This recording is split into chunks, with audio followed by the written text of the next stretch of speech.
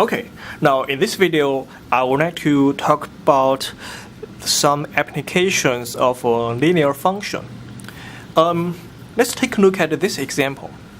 Suppose you want to buy some stocks from the stock market. Let's say you want to buy Apple's stock. So right now, the price of Apple's stock is around $180 per share. And when you buy the stock from the market, you have to pay something called commission fee. Okay, you have to pay this to the brokers.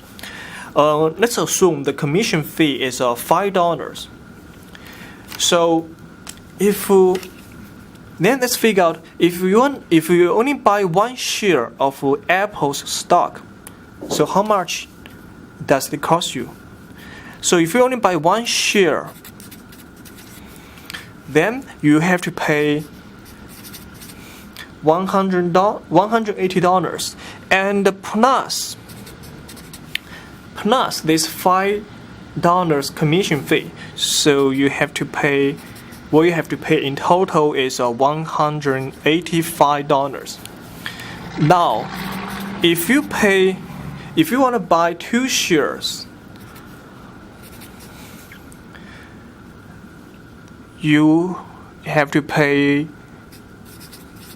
180 times 2 and plus this $5 commission fee. So this time it will cost you $365.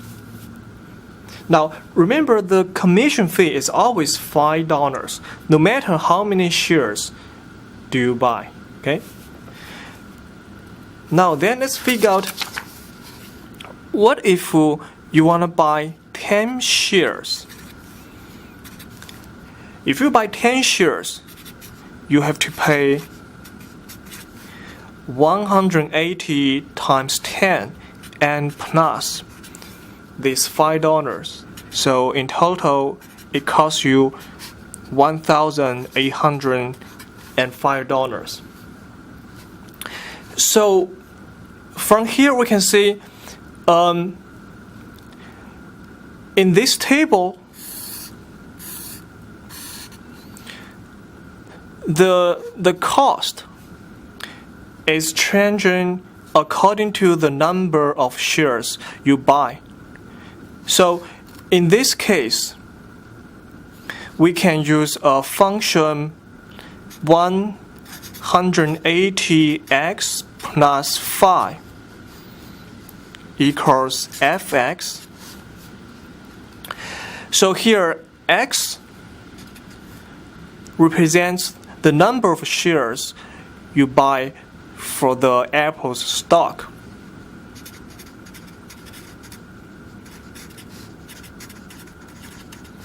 And the fx is the corresponding cost.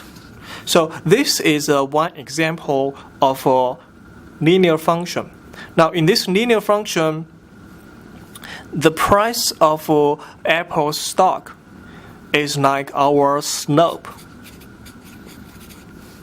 And this phi, the commission fee, is the y-intercept of B.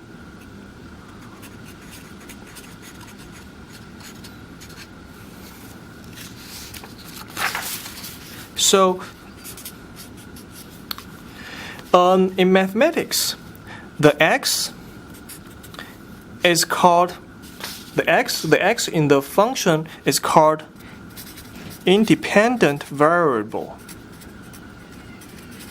and the y is what we call dependent variable. The reason is because the value of y is changing according to the value of x. Like here, the more shares, the more Apple's stock you buy, the higher the cost is, right?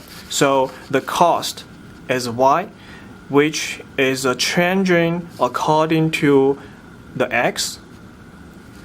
Now, if we are told we can use a linear function as a model to solve for a real problem, the first thing we need to think about is from the given information or from the given numbers, which numbers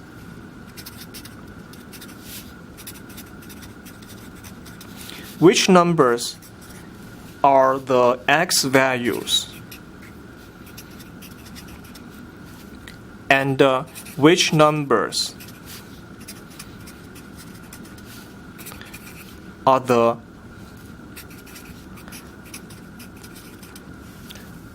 y values. In other words, we first have to determine which term is the independent variable and which term is the dependent variable. So then after that, we can write the independent variable and the dependent variable into ordered pairs.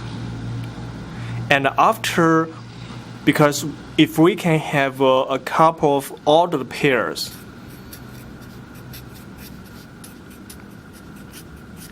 and because we are told we can use a linear function to set up the model, then we can use the ordered pairs we have found to create the equation of the straight line.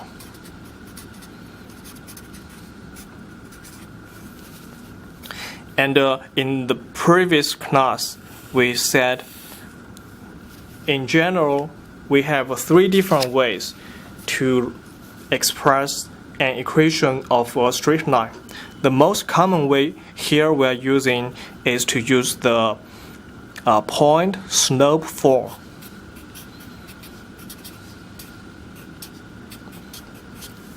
So first we use the points we're given to determine the slope. Okay? And then use one of the points, and then use this equation. We can find the equation of the straight line. So then we can determine this linear function. Well, so that's the idea. Okay? So let me use the same example. Let's suppose that we are given the cost, okay, the cost of buying one share of Apple's stock is one.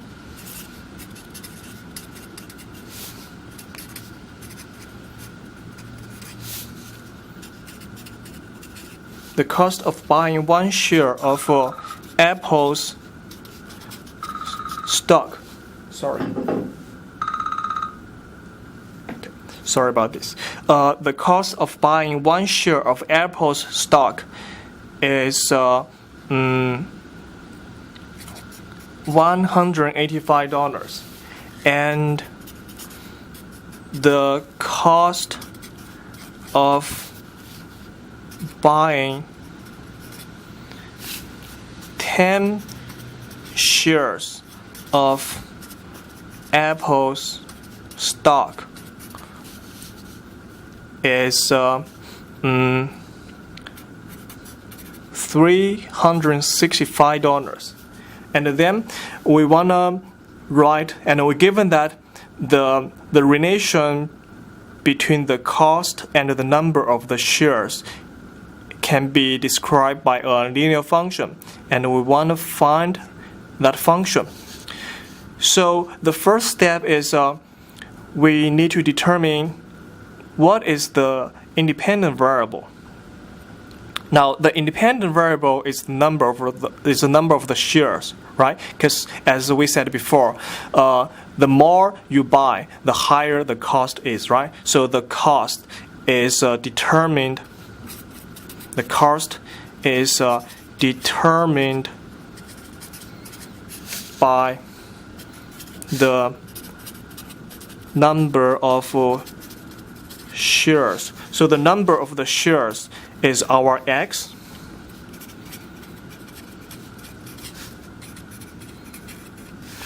And the Y is the cost. Okay? So, because we're given, when you buy one share, it costs you $185. So one share is corresponding to 185, and the 10 shares is corresponding to 365. So now we have found these 2 points.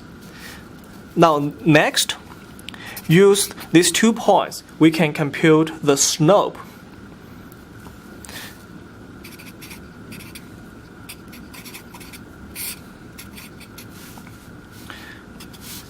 So this is a 0.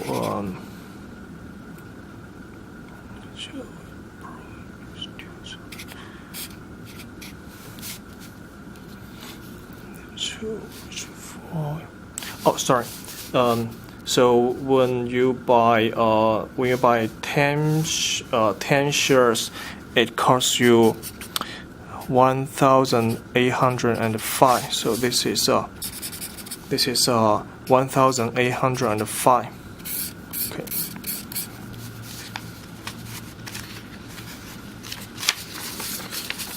So the slope is equal to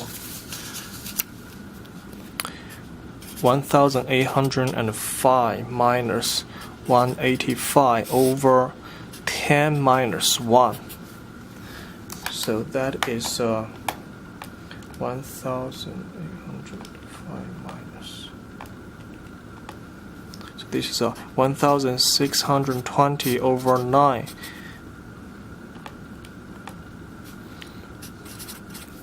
So that's 180. Okay, and then after we found the slope, then we use one of the points, and then use the point slope form.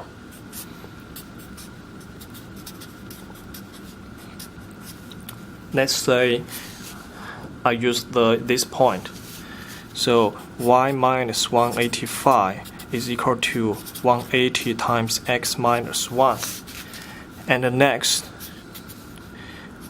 so 180x minus 180 plus 185. So y equals 180x plus 5. So then we have found this equation, which is our function. Right. Now from this function, what we can tell is from this coefficient, what we can tell is for every share I buy, it costs me $180. So the price of each share is $180, and this phi is the extra cost, which here is our commission fee.